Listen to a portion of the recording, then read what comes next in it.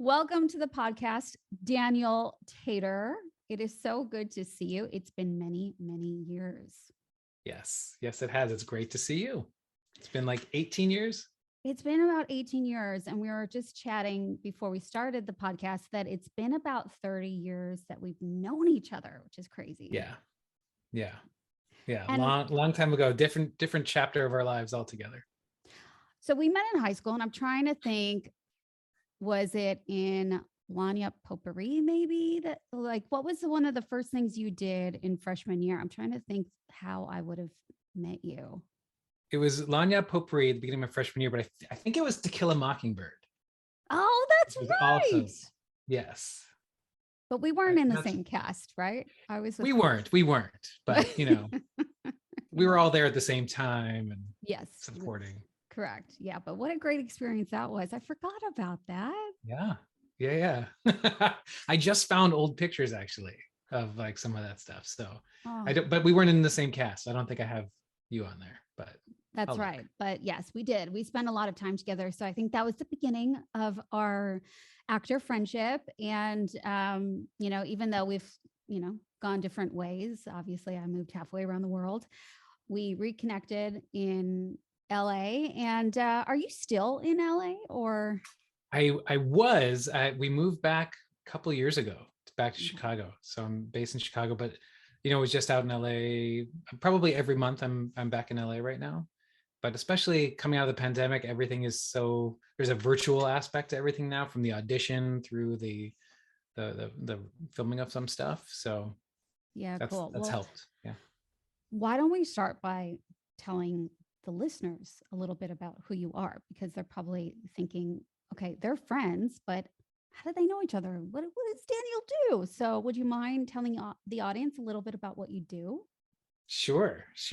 I've just censored several jokes, like maybe I'm like your personal like manager or biggest fan of the fan club. But so after, I'm Daniel Tater, born and raised outside of Chicago, right near you, and I studied acting in college.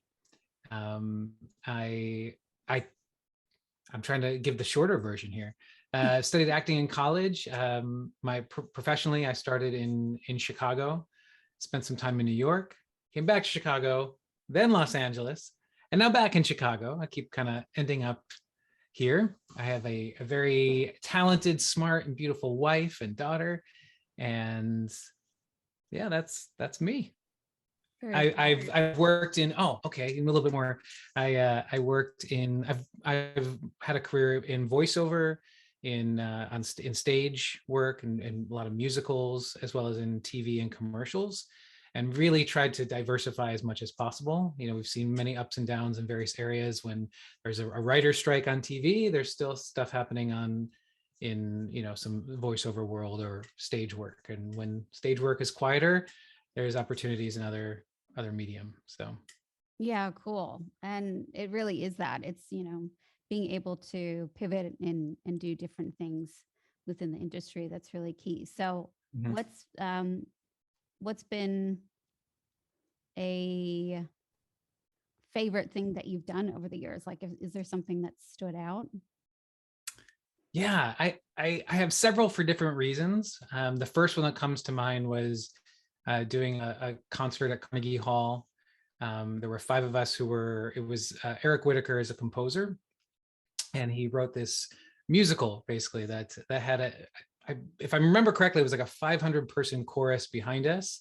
So this massive sound, like this epic kind of, like that movie 300 is kind of what I always think about. It was like this epic battle scene, and there's 5 of us downstage center at Carnegie Hall with this wall of sound behind us. So that is a great memory. And anytime I can work in TV, there's sort of that pinch me moment of getting to be on set and getting to be next to these actors that I see on TV. So that like Grey's Anatomy was a favorite, and I just did an episode of This Is Us, so that was also fun. And for if you ask my daughter, there was a voiceover I did for a Leapfrog series, like a children's animated thing, and that for her was the coolest thing because it played in her kindergarten class. So my status went up. So That's pretty cool. My status has gone down because my daughter is embarrassed of me every time she hears my voice, sees me on screen, sees me on the TikToks. She's like, yeah. Mom, please stop. Yeah. I mean, this was kindergarten. We're now preteen, so I'm with you on that. There's nothing I can do that's not cringy. All right. Cringy Good. is the word I hear. Yes, cringy. That's right. Okay. That is fascinating because that brings me back to when we were in high school, and I have a memory of you singing with a group of guys. And it's really interesting that as an adult, you were able to still do that and do it at Carnegie Hall. Was that a dream of yours? Was that when you were younger, did you say to yourself, oh gosh, if I could do this when I get older, wouldn't that be great? No, it's really funny, Katherine, because that memory is like, I was a chorus singer at best in high school. Like I never really had the solo. And then in college, I actually studied acting, like straight acting. We had one musical theater class, but when I was getting close to graduating, I saw commercially there was more, there were more opportunities and more income for an actor if I could sing. So my girlfriend at the time, now my wife, she literally taught me how to read music. And this is like junior year, maybe senior year of college. So I never had that vision that I was going to be performing at Carnegie Hall. No. I mean, I thought I was just going to be a straight actor. That was it. And I would say like 90% of my career has been involving singing. And even a lot of the TV things actually came from stage performances, from singing, like a director in the audience, and kind of all connected.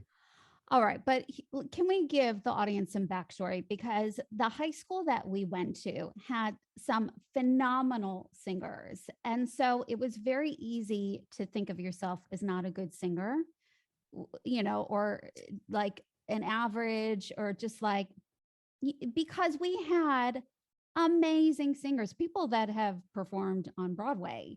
Yes. So the stakes were high. And so it was very easy to feel like you weren't a good singer. So I get that. Do you think that maybe some of that played into the decisions that you made after you left high school? I'm sure they did. I mean, I always, if I'm thinking of a vision, I remember being in high school and even through college and going to like Steppenwolf Theater and seeing the amazing stuff they were doing there. And I thought, that's the kind of actor I want to be. I want to be, doing these like serious or even comedic, but just these, these very substantial plays is really what I thought. So singing was sort of not something that I thought was within a career path. But I also was trying to figure it out. I mean, I was 17 when I started college. I didn't know what I wanted to do. I started studying medicine. I thought I was going to be a pediatrician. I mean, really, I didn't know what I wanted. So yeah, wow. And so you then mentioned also that, you've had the opportunity to work on shows like Grey's Anatomy and most recently This Is Us. And how is that working, on sets? That's very different to being on stage performing at Carnegie Hall. What's the difference there for you? What did you experience or notice in those working environments? yes, the first thing that comes to mind is really how not just professional everyone is, but how amicable, how cordial, how inviting everybody is to someone who's just coming on for a very short time. And here they are.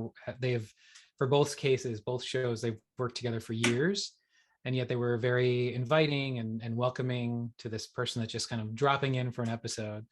But definitely the whole experience is different. Obviously, with a play or a musical, you have the time to create a cohesion with the fellow cast, create that story arc, kind of keep playing with it. And here on set, you kind of show up, performance ready, with some direction here and there, but developing these connections quite quickly, just have a totally different process. But also you're flexing different muscles completely. So definitely was still that kid in the candy shop kind of feeling through the process. And never kind of sitting in it thinking, this is no big deal. I mean, it was exciting.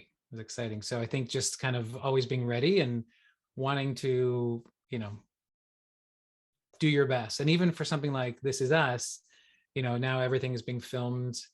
You're not going into a casting office, coming out of this pandemic. It's all virtual.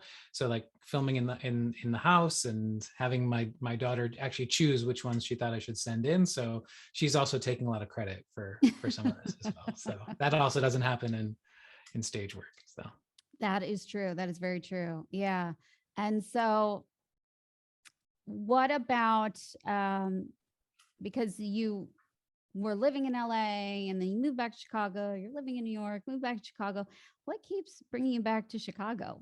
And what's the key difference you notice in working in Chicago as an actor? Because I know it's a great city, but it's evolved over time. It's much more opportunities, I think, now. Am I right, for actors over there? I think so. Yes. There's a lot more TV that's being filmed here right now. All of the One Chicago, they're calling it, Chicago PD, Chicago Med, Chicago Fire, like all of them are shooting here weekly. So that's created a lot of opportunity. But also I'm noticing a lot of actors, especially actors that have built a career here in Chicago, are doing more things in LA. There seems to be more of again, that bi-coastal thing if Chicago's a third coast. But there seems to be a little bit more fluidity back and forth than I feel like there was before, or maybe that's the excuse I'm making for myself. I don't know. But people like Rondi Reed, who built a career here, Steppenwolf ensemble member, is now mostly in Chicago, in LA. Alexandra Billings is a series regular now in a show out there, and she built a career here. So there seems to be a lot more fluidity between the two. And even in representation, there's a lot more agents that have developed here in Chicago that have offices in LA. So yeah, but I think the difference, to answer that question, is I feel like there's more of an ensemble aspect here in Chicago overall. Not to say it's not in LA, but it usually seems to be the New York transplants, the Chicago transplants. But here in Chicago, there's a lot of that ensemble work happening. You're really creating something and supporting each other in the process. It just feels like a different experience. Yeah, for sure. It does. You're right. It is that ensemble feel that you get when you're in Chicago. And I think that's what makes it really special. And the people are really great as well. Yes. Yeah. But even when I first started in LA, when we were both there, I remember going into rooms and casting directors would take note of the fact that I had worked and studied in Chicago. Like it was sort of you've actually studied it kind of thing, or you've worked in that environment. So it was a feather in the cap. A feather in the cap, for sure. Yes. Yeah. So I've never used that expression before, by the way. I really don't know why I pulled it out now. You're sounding fancy for the podcast. Exactly.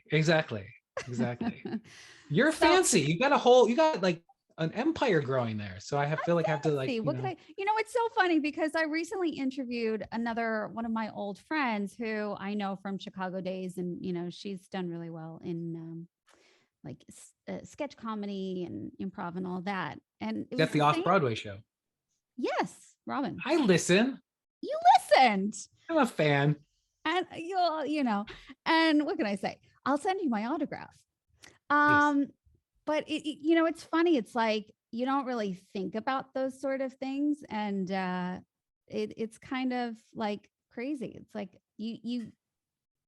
I was actually the most recent interview that I just did with Courtney Elmer. So she's the woman who taught me how to launch a podcast. She said something about, like the secret to success is really simple. It's about commitment and consistency. And I think, you do it for long enough and you start to build that credibility automatically. And I think that's really, I'm curious to know what you think as well. Being an actor, it's like, it's putting in those long yards that get you to this point where you're, booking This Is Us. It's not something that happens overnight.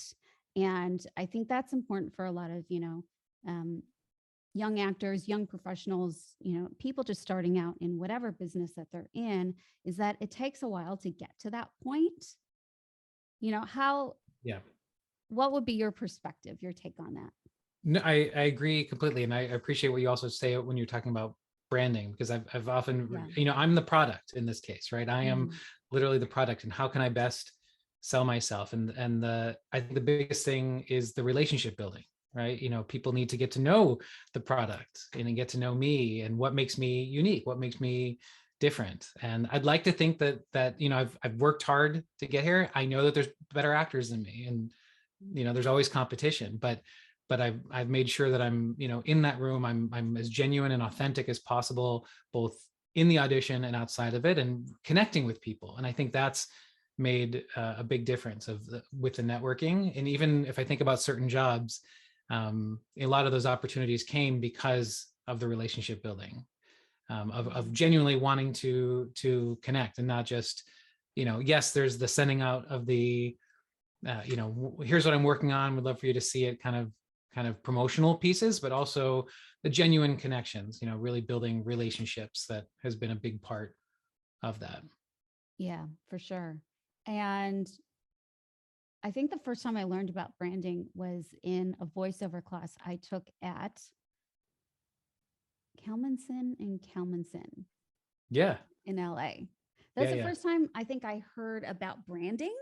And I was like, wow, what is this thing, branding? Yeah. And, they really stressed how important it was in the voiceover industry. And I had never heard that about acting at all. And then I started to equate that into acting as well. And I thought, well, why aren't people putting more attention on this? Like, it's so important. Yeah. And, you know, especially in the acting industry, there's a million of us actors. So what sets you apart? And, I think the Right. quicker you can define what that is, the more attractive you get within the industry, whatever it is. Yeah. And you probably, when you walk into that audition room and you see, 20 other people that have a similar look to you and stuff like that. So that your branding, what you bring to it, that uniqueness is what's going to, set you apart. I feel like when I became aware of that, like what am I, right? What sets me apart? I was able to own that more. And then, being able to kind of lead with those qualities in certain instances, because I'm next to people who have similar coloring, similar builds to me, so had to focus on those pieces. It's like that Friends episode where Joey walks into the room and he's got like his twin. Yes. Yes. Yeah. So that's, but okay, so what's your brand then? So like what sets you apart as an actor? yeah, it's funny. I think it's evolved in certain ways. And I think like the universal, and I think it's evolved because of life, right? I think who I was and who I am today, changed because of various life events. I think, I think especially within the commercial world, outside of voiceover, that multi-ethnic aspect is a big one. There's not I don't have an accent that fits a certain ethnicity, and yet the appearance is such that it could possibly be this, possibly be that. So I think that trying to own that a bit more, and even the choices I make in terms of what color am I going to wear, right? What are the clothes, the wardrobe I'm going to wear, that's going to sort of subtly highlight some of that.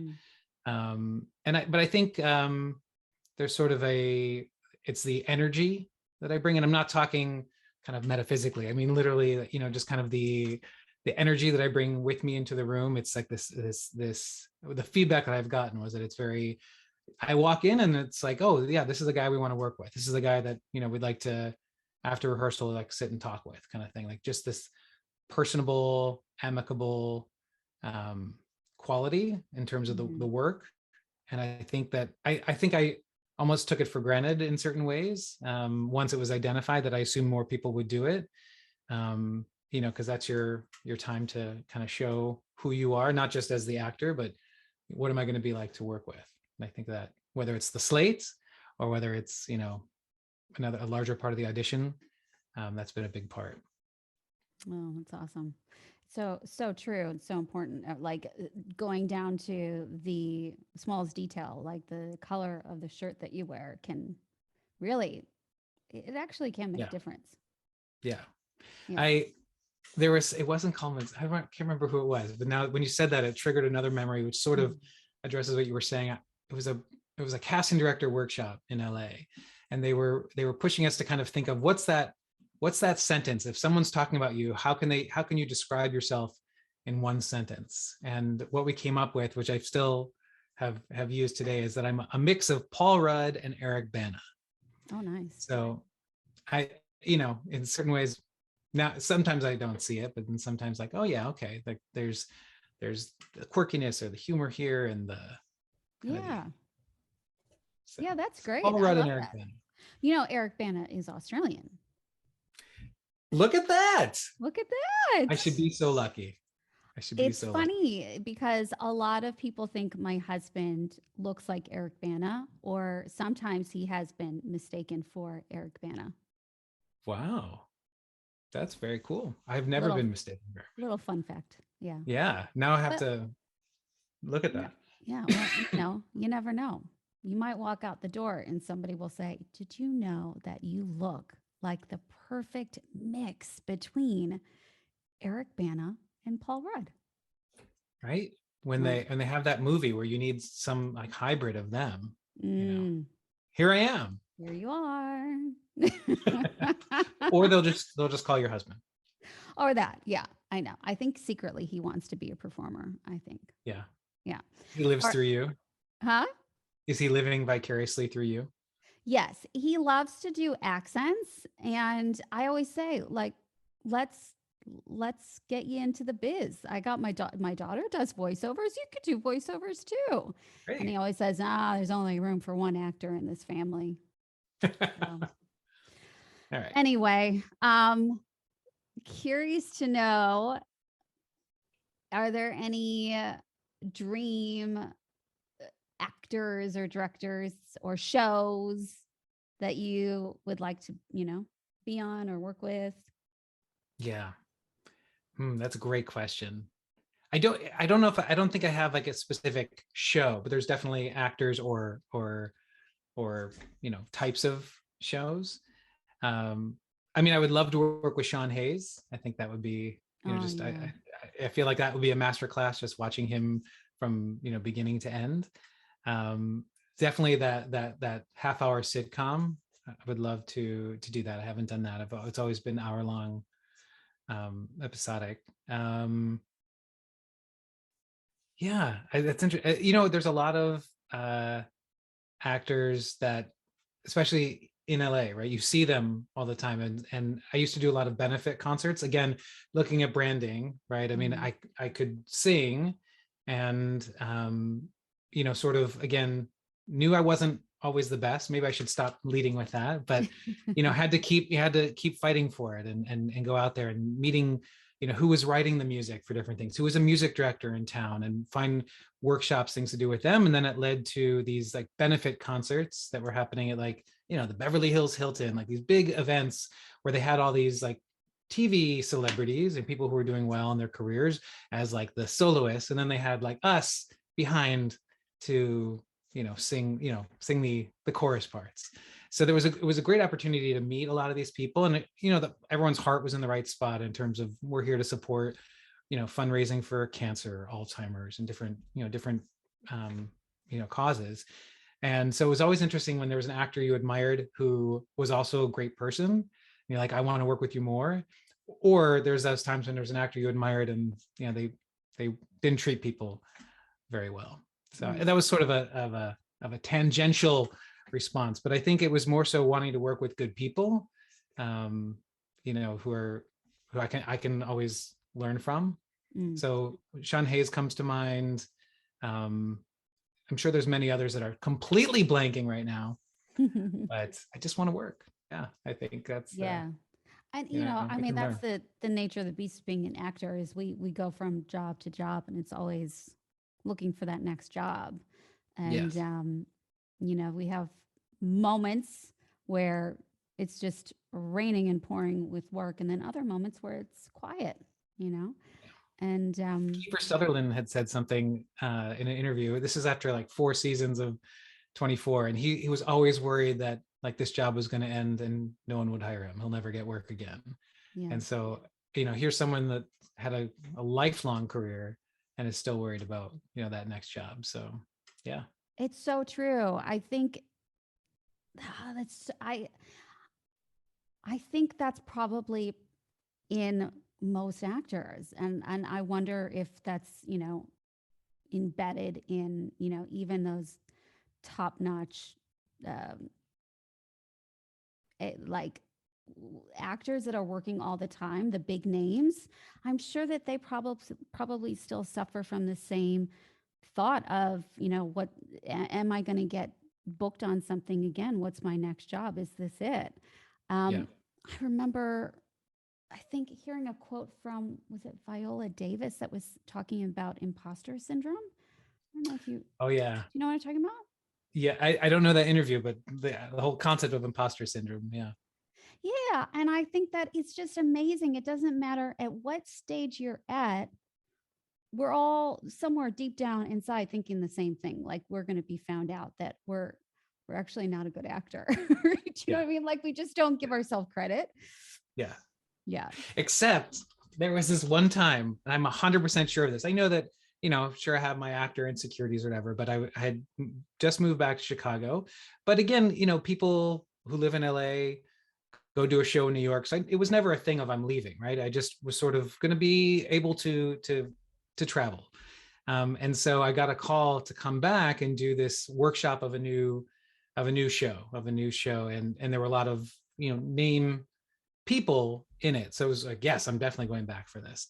But when I showed up, when I pulled into the parking lot and the producer was there, the one who had called me that I knew from before, I think he called the wrong person because his face was like, what are you doing here? And yeah, so he didn't say that, but that was his facial expression. So there might be imposter syndrome, but then I'm 100% sure that he was expecting someone else. So, Oh. Well, oh I well. was expecting you today. Yes. Terrific.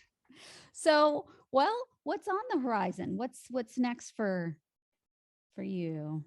Do you go by For Dan or me, Daniel? I think Daniel. It depends on when you met me in my life, right? I mean, like there's Yeah. still parents from grammar school that call me Danny. I got that. Daniel was largely LA, and then Chicago seems to be more Dan. It's interesting. It's like again, maybe branding, right? Who am I in each community? But Daniel is the official name. Yeah. I want to call you Tater because I think You that's call what me I used to Tater. call you, Tater. People call me Tater still. Yeah. So, but I digress. So what's next for you? Is there anything coming up? Yeah. I'm always involved in, I also do different workshops. Like I've done things at different, leading different workshops at colleges around a lot of branding, but not just for actors. It's been interesting. I've had like political science undergrads that are like, oh yeah, this makes totally sense, and this is how I can adapt it to my world. So I really enjoy that. I enjoy the teaching aspect a lot, and I also do a lot of like live in-person facilitation for different different experiential educators, sort of a side thing that I really enjoy. But in terms of acting and recording, I'm doing a lot of why am I blanking on the word? Demo recordings for different it was gone. I was gonna say voiceovers, but that's because you were talking about voiceovers.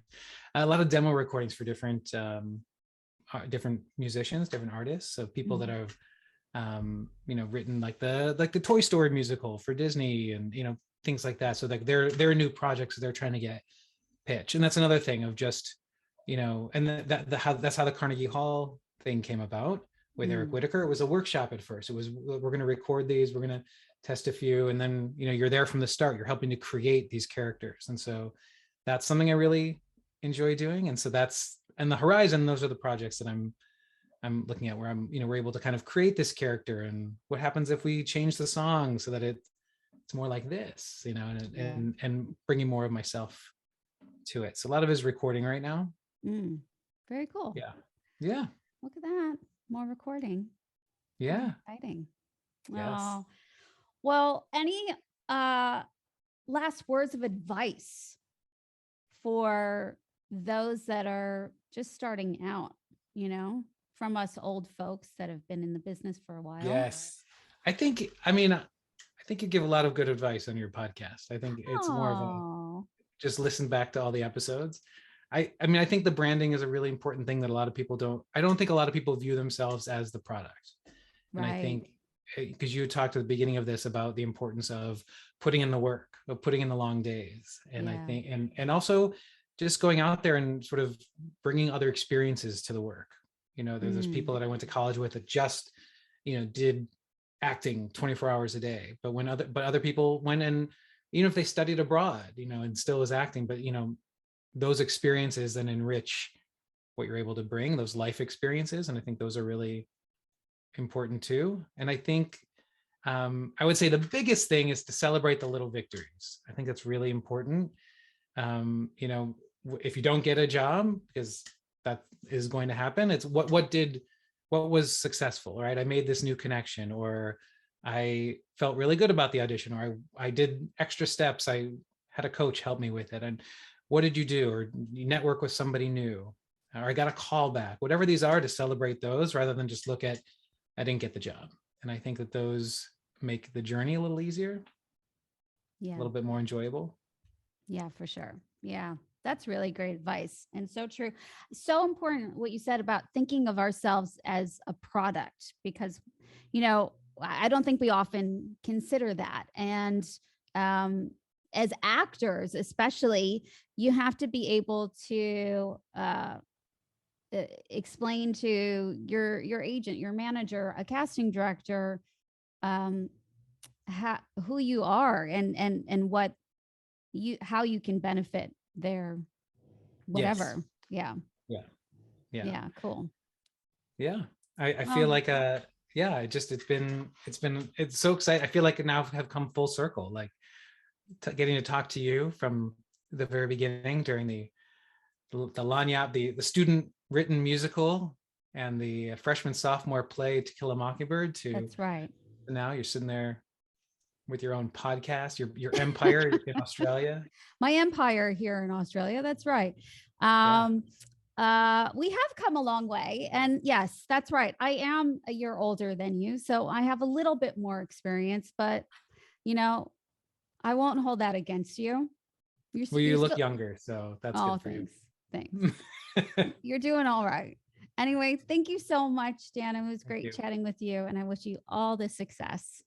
Thank you. You too. Thanks.